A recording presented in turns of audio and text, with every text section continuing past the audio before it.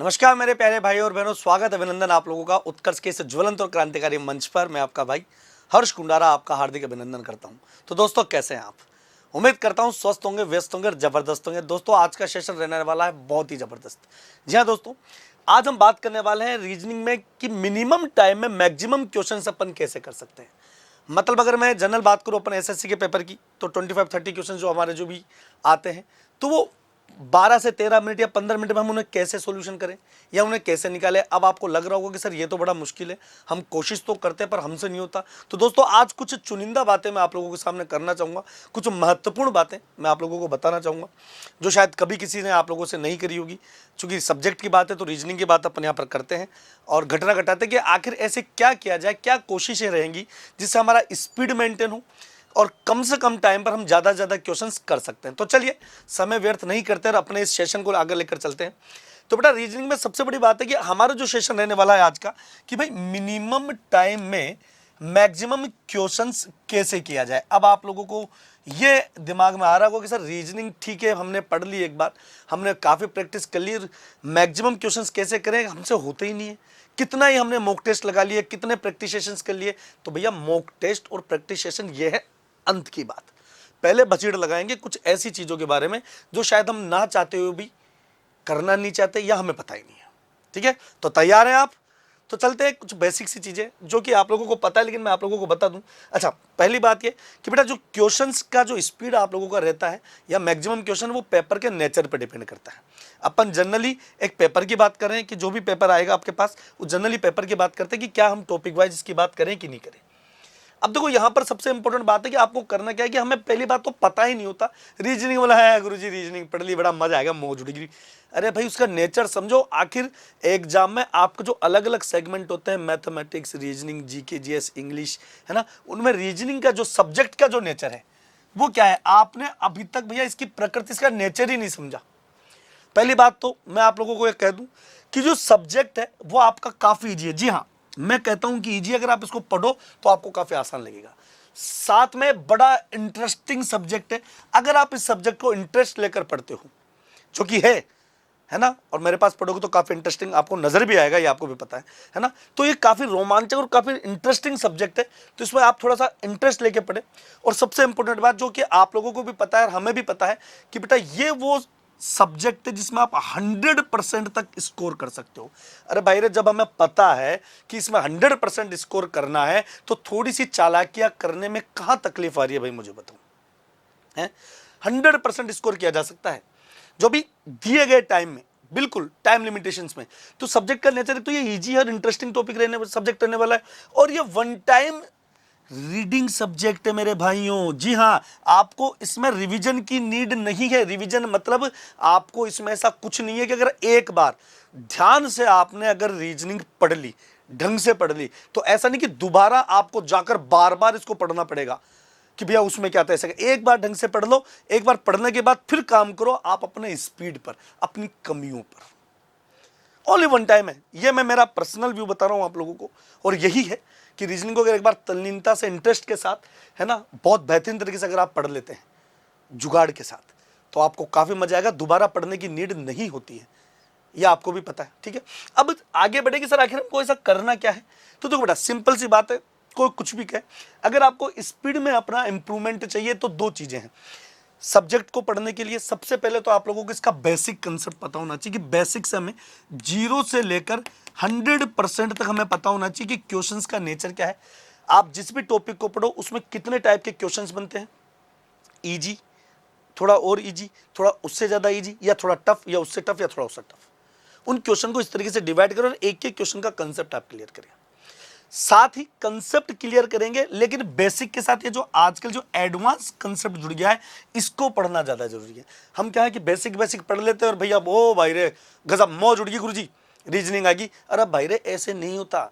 Advance concept, जैसे मैं blood relation की बात करूं तो ब्लड रिलेशन में हमें केवल इतना पता रहता है कि सर ब्लड रिलेशन है, ये इसकी चाचा की ताऊ का, लड़के का बेटे का ससुर है, बताओ मेरा क्या लगेगा। ना बाबू ना, आजकल कंडीशनल क्वेश्चंस आते हैं, वो फॉरवर्ड भी आते हैं, बैकवर्ड भी आते हैं, बैकवर्ड प्लस फॉरवर्ड भी आते हैं। तो ऐसे कई टॉपिक्स हैं, ऐसे पूरे के पूरे सब्जेक्ट में कई सारे ऐसे क्वेश्चंस हैं जो एडवांस लेवल के हैं, हमें उन पर भी बेहतरीन मेहनत करनी पड़ेगी।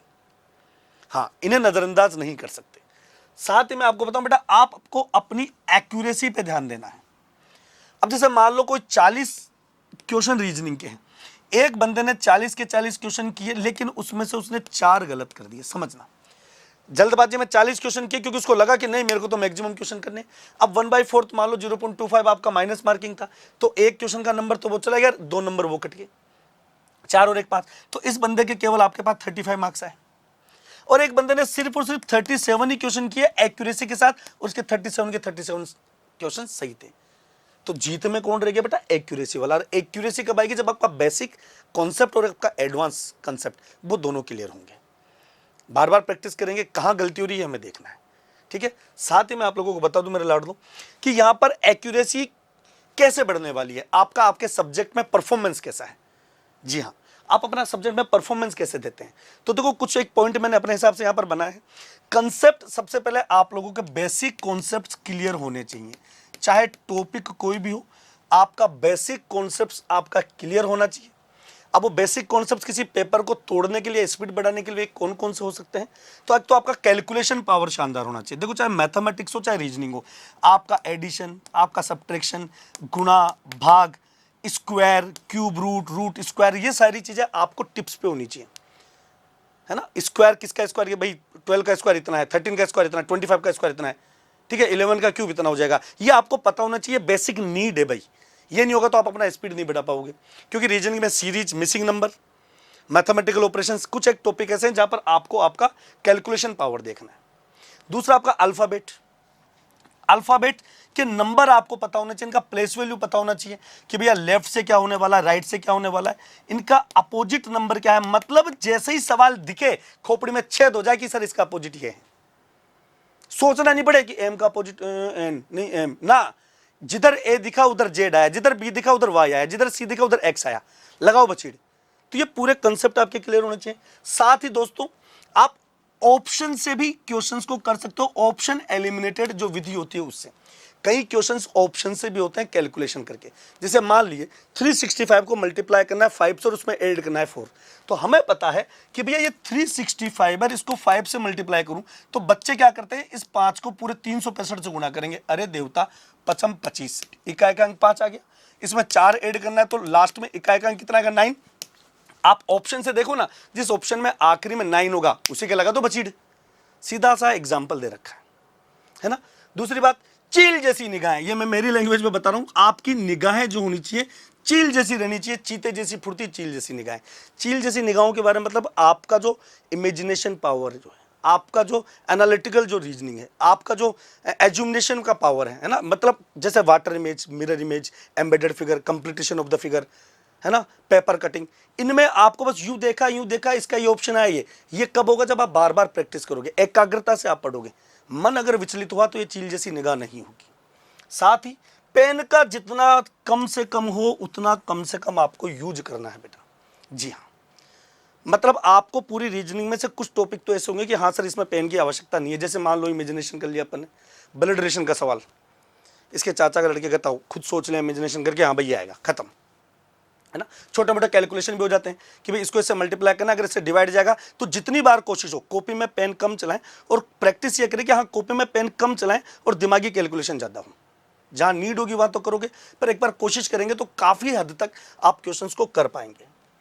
अब मैं इसमें आपको टॉपिक वाइज जुगाड़ बता रहा हूँ कि बेसिकली मैक्सिमम टॉपिक्स तो क्या क्या बनते हैं। तो अगर अपन रीजनिंग की बात करें तो alphabet family, series, direction, blood relation, सिलोक्स, है ना, तो इनमें से ही मैक्सिमम क्वेश्चंस पूछ लिए जाते हैं, ठीक है। तो यहां पर मैं बात बता रहा हूं, देखो अल्फाबेट में अगर आपका स्पीड बढ़ाना है तो आपको पता होना चाहिए कि लेफ्ट से किसी की प्लेस वैल्यू क्या होगी, राइट से क्या होगी, उसका अपोजिट क्या होगा। साथ में ही आपका बेटा वोकेब पावर अच्छा होना चाहिए। मतलब रीजनिंग में अल्फाबेट या एनालॉजी या क्लासिफिकेशन में अगर अपन देखें तो कई ऐसे क्वेश्चंस होते हैं कि इस मीनिंग से और कितने मीनिंग्स बनाए जा सकते हैं, आपस में लेटर्स को आगे पीछे करके कितनी बचीड़ लगाई जा सकती है, कितने मीनिंगफुल मीनिंग बनाए जा सकते हैं। तो आपका वोकेब पावर अच्छा होना चाहिए। जहां पर बच्चा घबरा जाता है, घबराने की क्या जरूरत है, जितना मीनिंग पढ़ोगे, जितना वोकेब आपका अच्छा होगा, उतना आपका प्रैक्टिस सही होगा। साथ ही जीके जीएस, ये भी एनालॉजी और क्लासिफिकेशन का पार्ट है जो कि आपके जीके जीएस में भी काम आएगा। हम सीरीज और मिसिंग नंबर जैसे अगर सब्जेक्ट टॉपिक की बात करें तो आपको बेटा जोड़ना, घटाना, गुणा करना, स्क्वायर करना, क्यूब करना, उनके रूट, आपको नंबर्स का पता होना चाहिए, even number, odd number, prime number. साथ में दिमागी घोड़े वहां दौड़ाओ कि किसी इवन नंबर को लेकर उसका स्क्वायर करके कुछ जोड़ दिया, है ना। मैं हमेशा पढ़ाता हूं, जब मैं ये बोलता हूं कि बेटा अगर कोई एक नंबर से दूसरे नंबर पर जाओ तो आपको रटना नहीं है, आपको ये देखना है कि इस नंबर से ये नंबर कैसे आ सकता है। जैसे मान लो 2 से 9 आया, तो क्या क्या चांसेस बन सकते हैं कि 2 से 9 कैसे आता है। भाई 2 गुणा 4 प्लस 1 आ सकता है, 2 गुणा 5 माइनस 1 आ सकता है। तो वहां उस लेवल तक आपको सोचना पड़ेगा। ऐसा नहीं कि सर 2 9 अंतर कर लिया। आजकल डिफरेंस वाला जमाना गया, आजकल एडवांस वर्जन के क्वेश्चंस आते हैं। साथ ही आप लोगों को डायरेक्शन जैसे सवाल है, तो डायरेक्शन में आपको पता है कि लेफ्ट घुमा राइट घुमा, तो लेफ्ट से लेफ्ट काट दिया, राइट से राइट काट दिया, जो बचेगा वो डायरेक्शन पे आ जाएगा। इसी तरीके से जैसे आप लोगों को क्लॉकवाइज एंटी क्लॉकवाइज का पता हो, ऐसे नहीं सोचना। कई बार डायरेक्शन में हम सोचते हैं अच्छा ये मेरा क्लॉकवाइज है, ये मेरा बायां, तो बच्चा घूम जाता है, ये मेरा दाएं घूम जाता है। बाबू ये गए जमाने, ये हथियार पुराने हैं। खोपड़ी में इतना ध्यान रहे कि क्लॉकवाइज और एंटी क्लॉकवाइज का भी आपको ध्यान रहना चाहिए बच्चा। साथ ही मैं आपको बता दूं बेटा, जैसे कि फॉर्मूला बेस्ड जो टॉपिक है, उनके फॉर्मूला आपकी खोपड़ी में बिल्कुल छेद कर देना चाहिए। जैसे फॉर्मूला बेस्ड क्या होता है, क्लॉक हुआ, आपको पता होना चाहिए कि इसका एंगल कितने बजे बनेगा, क्या बनेगा, टाइम, मिरर इमेज और वाटर इमेज का आपको पता होना चाहिए, सोचना नहीं पड़े। साथ ही कैलेंडर के कुछ क्वेश्चंस होते हैं। अगर जो फॉर्मूला बेस्ड टॉपिक्स हैं, उनके फॉर्मूले आपके दिमाग में होने ही चाहिए। ये बेसिक नीड्स है। क्यूब एंड डाइस, जैसे रंगा हुआ पासा हुआ, टोटल टुकड़े, एक फलक 2 सरफेस, ठीक है। साथ ही इमेजिनेशन पावर, यह गजब की तगड़ी पावर है बेटा। जब तक आप अपना इमेजिनेशन पावर नहीं बढ़ाओगे, आपका स्पीड कभी नहीं बढ़ने वाला। जैसे डायरेक्शन है, तो कई क्वेश्चन होते हैं जो कॉपी में बिना पेन चलाए हो जाते हैं, लेफ्ट घुमा राइट घुमा, या फिर मान लो सूर्योदय के टाइम पे उसकी परछाई ऐसे बनती है, सामने से ट्रेन जा रही है, धुआं इधर जा रही है, तो बताओ उसका लेफ्ट हैंड की परछाई किधर बनेगी। तो वो इमेजिनेशन पावर, खुद को मानो। सबसे तगड़ा इमेजिनेशन पावर ब्लड रिलेशन में। एक तस्वीर की तरफ इशारा करते हुए सीमा कहती है कि वह मेरे पिता के पत्नी की इकलौते भतीजे की बहू के जवाई का चाचा का लड़का। तो जैसे जैसे क्वेश्चन चल रहा है, कॉपी में पेन न चले, दिमाग में रिश्ते घूमने चाहिए। चाचा का लड़का का ये, वो मेरा क्या लगेगा, ये प्रैक्टिस होगा सर। दूसरा, paper cutting, imagination power. Embedded figure, imagination power. Figure completion, imagination power. इसमें ऐसा नहीं कि अगर पेपर कटेंगे तो पेपर को काट के ले भाई तीतरी कर दे, टाइम लगेगा रे बाबू। दिमाग से कि अगर ये कटेगा तो ऐसे दिखेगा, ये इमेजिनेशन पावर आपका चाहिए। साथ ही मैं आपको बता दूं, कोडिंग वाले सारे रूल पता होने चाहिए। जैसे कोडिंग और डिकोडिंग वाला होता है, opposite letter, letter place value, किसी लेटर को जोड़कर उसका दुगुना कर दिया, मल्टीप्लाई कर दिया, बैकवर्ड ले लिया, स्क्वायर चल रहा हो, है ना। ये कोडिंग के सारे रूल्स आपको पता होने चाहिए। साथ में आपको ये पता होना चाहिए, कोई नहीं बताएगा कि सर गुरुजी ये क्या बता दिया आपने, बढ़िया बढ़िया करते। क्वेश्चन छोड़ना, क्वेश्चन छोड़ेंगे तो स्पीड कैसे बढ़ेगी बाबू। स्पीड ब्रेकर होते हैं। जब आपका फ्लो बन रहा होता है तो एक सीरीज का क्वेश्चन ऐसा आ जाता है कि जिसमें आप अटक जाते हो और आपके 1 से 2 मिनट उसमें बर्बाद कर देते हो। तो आपको यह पता होना चाहिए कि कौन से टॉपिक का कौन सा क्वेश्चन आपके स्पीड पर ब्रेक लगा सकता है। तो एक काम करो, अगर आपको लग रहा है कि 30 सेकंड से ज्यादा इसमें टाइम लग रहा है, छोड़ो ना, आगे बढ़ जाओ। जितना टाइम उसमें लग रहा हो सकता है उससे बेहतर क्वेश्चन आप 5 क्वेश्चन ज्यादा कर लो। लास्ट में जैसे ही 1-2 मिनट बचे, लगाओ बचीड़। तो क्वेश्चन छोड़ने की आदत डालनी है। छोड़ने का मतलब पूरा नहीं, इसको बाद में देखकर सही करना है। दूसरी बात, टाइमर। जब आपका सारा तैयारी हो जाए तो फिर आप घड़ी में टाइमर लगा के देखो कि भाई हाँ, मैं इतने मिनट में इतने क्वेश्चन कर रहा हूँ। और 2-4 पेपर करते तो अपने को पता लग जाता है कि किस टॉपिक में हमें डाउट्स आ रहे हैं, कहाँ दिक्कत आ रही है, तो अपन उसको सही से ठीक कर लेंगे। तीसरा इंपॉर्टेंट, टेस्ट पेपर और मॉक टेस्ट लगाना। फिर आपका नंबर आता है टेस्ट पेपर। आज से पहले आपको नहीं पता था, आपने बस क्या देखा, सर रीजनिंग पढ़ ली और सीधा टेस्ट पेपर। स्पीड यहां बढ़ती है। फिर जब आप टेस्ट पेपर और मॉक टेस्ट लगाओगे तो आपको पता चलेगा कि सर 25 क्वेश्चन में हो तो रहे, लेकिन 2-3 टॉपिक ऐसे भी है जो काफी टफ है। उनका बेसिक कॉन्सेप्ट वापस जीरो पे, बेसिक पढ़ेंगे, एडवांस पढ़ेंगे, बार बार प्रैक्टिस करेंगे, देन फिर वापस अपने स्पीड पर पढ़ाएंगे। तो दोस्तों एक बेसिक रूल्स थे जो मैंने आप लोगों को बताए हैं। और साथ ही इस दिवाली पर मैं आप लोगों के लिए बताने जा रहा हूं एक बहुत ही बेहतरीन ऑफर मैं आप लोगों के लिए लेकर आया हूं। जहां मेरे लाडलों, यहां पर उत्कर्ष दिवाली ऑफर जो भी कि 24 अक्टूबर तक चल रहा है। उत्कर्ष ऐप में एसएससी और रेलवे के सभी ऑनलाइन कोर्सेज पर आपको 90% तक का डिस्काउंट दिया जा रहा है। साथ ही मैं आपको बता दूं, एक्स्ट्रा 13% का डिस्काउंट मिलेगा आपको हमारे टॉप कोर्सेज पर। कब मिलेगा? जब आप लगाओगे कोड UC13। हाँ मेरे भाई, एक्स्ट्रा 13%। और कोर्स की जो वैलिडिटी रहने वाली है वो रहने वाली है एग्जाम तक। अब ये कैसे होगा? देखो, वैसे तो अगर आप जैसे मान लो आपने दिल्ली पुलिस का कोई कोर्स लिया, उसकी जो वैलिडिटी है वो 1 साल है, मान लो 365 दिन। लेकिन उस 1 साल में एग्जाम नहीं हो पाता है, उसके 4 महीने बाद तक एग्जाम डेट आती है। तो हम एग्जाम डेट तक आपकी कोर्स वैलिडिटी देने वाले हैं। गजब की ताकत है। साथ ही फाइनल सिलेक्शन पर 100% फीस वापस। यह गजब का काम है कि सर फाइनल सिलेक्शन पर 100% फीस वापस, how can it be possible? This is a good question. यह कैसे होगा? सीधी सी बात है भैया, यह केवल दिवाली ऑफर की बात बता रहा हूं। इस दिवाली ऑफर में अगर कोई बच्चा, इससे पहले वाले की मैं नहीं कह रहा, इस दिवाली ऑफर में अगर कोई बच्चा मान लो दिल्ली पुलिस या एसएससी का कोई कोर्स खरीदता है, मान लो उसने एसएससी सीजीएल का कोर्स खरीदा, आगे चलकर एसएससी सीजीएल का रिजल्ट आता है, उसका फाइनल सिलेक्शन हो जाता है, समझिएगा, तो वो अपना ज्वाइनिंग लेटर लेकर आए और उसने उस कोर्स के लिए जितना पैसा दिया था उसको पूरा 100% फीस हम आपको वापस देंगे। अब ये चीज मास्टर पास पर भी लागू है, लेकिन मास्टर पास में तो सर कई सारे कोर्स है, जो एसएससी भी है, जीडी भी है, रेलवे भी है, क्या करें? तो भैया आपको मैं बताऊं, आपने मास्टर पास ले लिया, अब उसमें से जैसे मान लो मास्टर पास और आपका सिलेक्शन हो गया एसएससी में, तो आप एसएससी जाएंगे और अपना ज्वाइनिंग लेटर दिखाएंगे और अपना जो मास्टर पास की फीस थी वो आप वापस ले लेंगे। ऐसा नहीं है कि सर एसएससी में भी हो गया, अब जीडी में भी हो गया और 10+2 में भी हो गया तो बार बार फीस लेना, नहीं नहीं नहीं नहीं। मास्टर पास में जितने कोर्सेज हैं, अगर उसमें किसी में से भी एक में भी अगर आपका सिलेक्शन हो जाता है तो आप उसकी फीस 100% वापस ला सकते हैं। ठीक है, आगे मैं बात बताऊं तो हमारे जो टॉप कोर्सेज हैं वो मैं आप लोगों को बता देना चाहता हूं बेटा, जिस पर 90% तक का ऑफ है, साथ ही 13% एक्स्ट्रा ऑफ होगा। कब? जब आप UC 13 कोड लगाएंगे और कोर्स वैलिडिटी आपको एग्जाम तक है, और इन कोर्सेज पर UC 13 कोड अप्लाई करने पर 13% का अतिरिक्त डिस्काउंट। कौन कौन से कोर्स है? Delhi police constable batch from Jaipur classroom, इस पर आप 13% एक्स्ट्रा डिस्काउंट पाएंगे। स्टैंडर्ड की फीस है 1200 रुपए, प्राइम की फीस है 2400 रुपए। SSC constable GD batch from Jaipur classroom, standard की फीस है 1200 रुपए और प्राइम की फीस है 2400 रुपए। साथ ही मैं आपको बता दूं, यहां पर बेमिसाल reasoning and maths Akshay batch from studio, जिसके फीस स्टैंडर्ड का 500 है, प्राइम का 950। एसएससी एंड रेलवे का मास्टर पास, जिसमें है स्टैंडर्ड का फीस कितना है आपका, एमआरपी, यह ऑफर प्राइस है 3000। आगे हम बात करें तो देखो यहां पर क्या है, आरआरबी ग्रुप डी लक्ष्य 4.0 बैच फ्रॉम स्टूडियो है, उसका स्टैंडर्ड का फीस 600 रुपए है, प्राइम का fees 1000। SSC MTS 70 days target batch from studio, standard की फीस 600 रुपए है और प्राइम का फीस 1100 रुपए। ये वो टॉप कोर्सेज हैं जिस पर आपको 30% एक्स्ट्रा हम डिस्काउंट देने वाले हैं, ध्यान दीजिएगा, है ना।